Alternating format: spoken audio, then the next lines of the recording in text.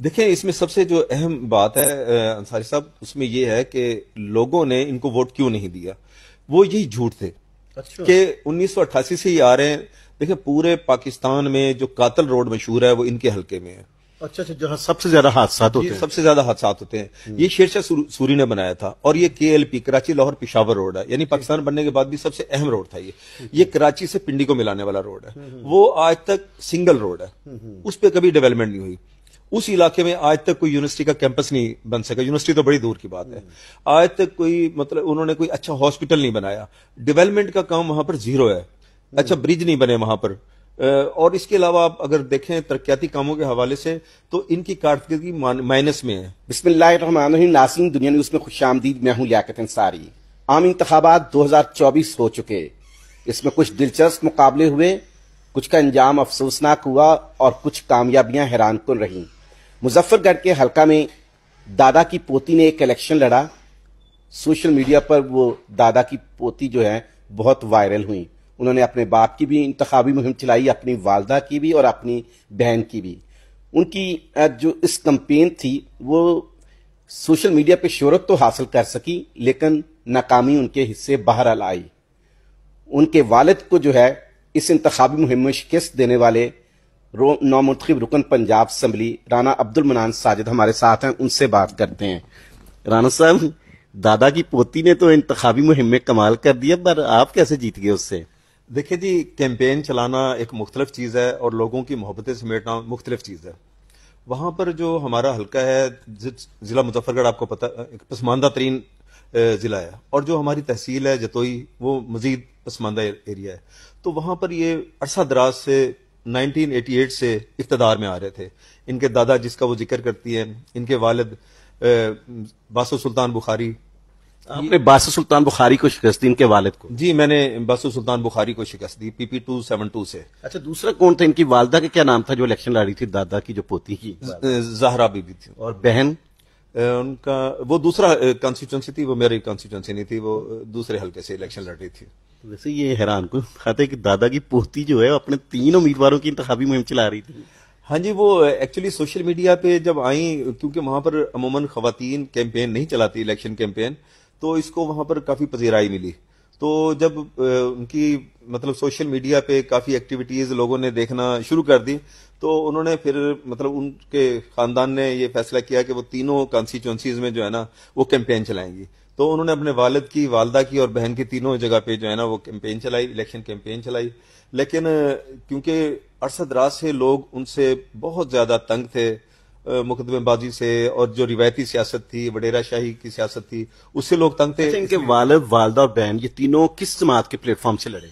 یہ تینوں پاکستان مسلم لیگ کے پلیٹ فارم سے، یہ پہلے PTI سے تھے، تو PTI کے بعد یہ بعد میں جب ریجیم چینج والا جو ایشو تھا اس کے بعد جن سڑکوں کا ذکر کرتی ہیں کہ میرے دادا ہوتے تو وہ والی سڑک ہوتی، وہ واقعی کوئی کام بھی کیے ہیں؟ یہ دادا کی پوتی کے یہ فلسفے جو تھے بس زبانی تھے؟ دیکھیں اس میں سب سے جو اہم بات ہے انصاری صاحب، اس میں یہ ہے کہ لوگوں نے ان کو ووٹ کیوں نہیں دیا، وہ یہی جھوٹ تھے کہ 1988 سے ہی آ رہے ہیں۔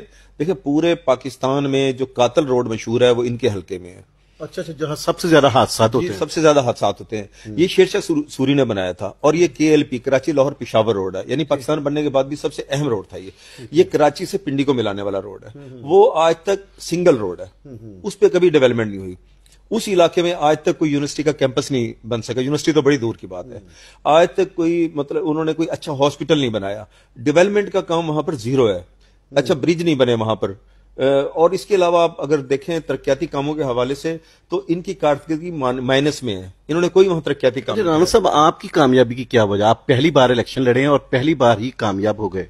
اس میں نے دیکھیں جی، میں نے جو اپنا منشور دیا، میرا منشور یہ تھا کہ ہم نے یہاں پر میرٹ پہ کام کرنا ہے، یہ جو روایتی سیاست ہے اس کو دفن کرنا ہے ہمیشہ کے لیے، مقدمے بازی والی، تھانے کچہری والی، لوگوں کو تنگ کرنا۔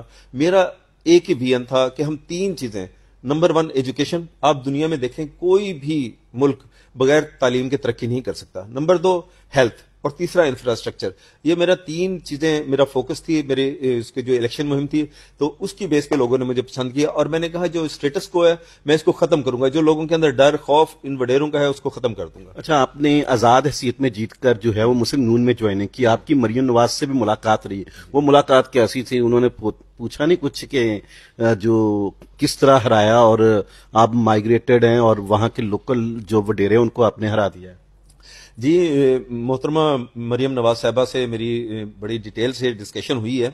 تو میں نے ان کو بتایا کہ میری جو کیمپین تھی وہ جو میں نے پہلی چیزیں بتائی ہیں, میں نے کہا میں نے روایتی سیاست سے ہٹ کے ان پوائنٹس پہ میں نے الیکشن لڑا ہے اور میری خواہش بھی یہی ہوگی کہ مریم نواز صاحبہ ہمیں زیادہ سے زیادہ ترقیاتی فنڈ دے تاکہ وہاں کی پسماندگی دور ہو سکے, کیونکہ پورے پنجاب کا سب سے پسماندہ ترین یعنی آپ نے وہ ہے آزاد حیثیت میں جوائننگ کر کے کچھ اپنے لیے نہیں مانگا, حلقے کے لیے مانگا ہے؟ نہیں, مجھے اپنی ذات کی کوئی لالچ نہیں ہے. میں نے محترمہ مریم نواز صاحبہ کو بھی بتایا مجھے اپنی ذات کے لیے کچھ نہیں چاہیے, انکنڈیشنل ہے اور مجھے نہ کسی چیز کا شوق ہے اور نہ لالچ ہے. مجھے صرف اور صرف یہ ہے کہ میں اپنے لوگوں کی خدمت کر سکوں اور میری نیت صاف ہے الحمدللہ, اور میں وہاں پر تبدیلی لا کے دکھاؤں گا. اچھا, آپ نے دادا کی پوتی کے جو والد تھے ان کو تو ہرا دیا, ان کی والدہ اور بہن کے الیکشن کا کیا بنا, وہ بھی ہار گئے؟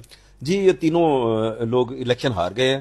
تو اس کی جو بہن الیکشن لڑ رہی تھی وہ MNA کی سیٹ پہ تھی, وہ بھی ہار گئیں, اور ان کی والدہ ایک دوسری صوبائی اسمبلی کی سیٹ سے لڑ رہی تھی, وہاں سے وہ ہار گئی ہیں. اس کا مطلب ان کا وہ خاندانی جو آپ بتا رہے تھے کہ پس منظر ہے 1988 سے چلتے آ رہے ہیں, اور اب بھی ان کا یہ عالم ہے کہ 3 نشستوں پر وہ الیکشن لڑ رہے تھے اور تینوں مسلم یونین نے ان کو دی, یعنی والد کو بھی دی, والدہ کو بھی ٹکٹ دی اور ان کی بہن کو بھی ٹکٹ دی. جی, ایسے ہی تھا تینوں.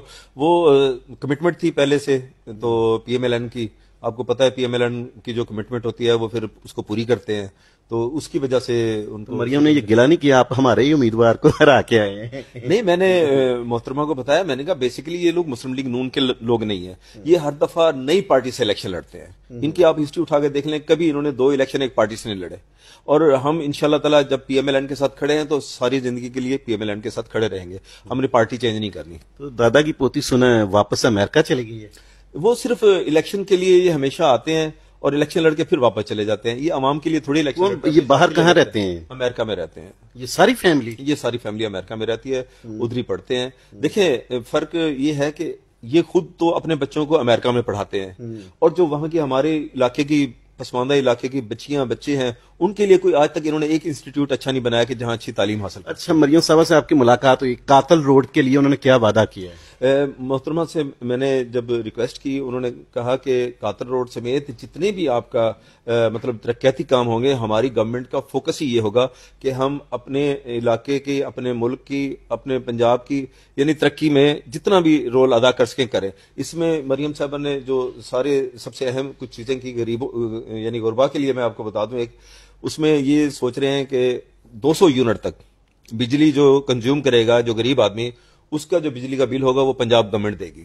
یہ آج انہوں نے پارلیمانی پارٹی میں بتایا؟ انہوں نے نہیں, اس میں نہیں بتایا, میں ویسے اپنی ملاقات کا بتا رہا ہوں کہ اس میں مطلب انہوں نے یہ بات بتائی.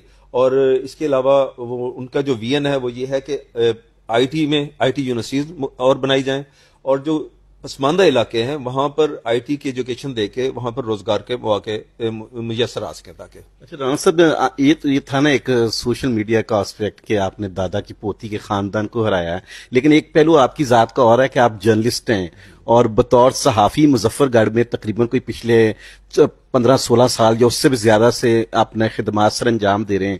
صحافیوں کو الیکشن براہ راست لڑنے کی مثالیں تو موجود ہیں, بہت کم ہیں. ایاز امیر صاحب الیکشن لڑ کے قومی اسمبلی میں گئے تھے, اور بھی کچھ ایک 2 مثالیں ہیں. زیادہ تر صحافیوں کی یہی مثالیں ہیں کہ وہ نگران حکومت میں یا منتخب حکومتوں میں ایڈوائزر یا اس طرح کے عہدوں پر آتے ہیں. تو مطلب ایک صحافی حلقے میں اتنے مقبول ہے, آپ نے تو اپنی مقبولیت حلقے میں بھی منوائی ہے.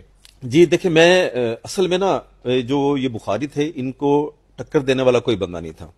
میں نے ہمیشہ الحمدللہ جرأت مندانہ طریقے سے صحافت کی ہے, اور ہمیشہ جو فیوڈلز ہیں ان کو للکارا ہے, ان کے خلاف نیوز بھی چلائی ہیں, اور ہمیشہ ایک عام آدمی کی بات کی ہے. لوگوں کو, وہاں کی جو عوام تھی اس کو یہ پتا تھا کہ یہ بندہ سٹینڈ بھی لے گا ان کے مقابلے میں, اور اس کے اندر اتنی جرأت ہے کہ یہ ان کو یعنی آنکھوں میں آنکھیں ڈال کے بات کرے گا. اچھا, آخر میں دادا کی پوتی کو کیا پیغام ہے امریکہ میں کہ واپس آئیں, ان کو اب اس علاقے میں ترقی دکھانی ہے آپ نے؟ देखिए मेरा पैगाम ये है, लेकिन उसने, वरना अगर आपने तरक्की न दिखाई तो आपके खिलाफ दादा की पोती जो सोशल मीडिया पे वीडियो वायरल करेगी ना, फिर वो याद रखेंगे आप। देखिए मेरी पहले तो नीयत ये है कि हम लोगों की खिदमत करें, इलाके की खिदमत करें। दूसरा मैं उनको कहता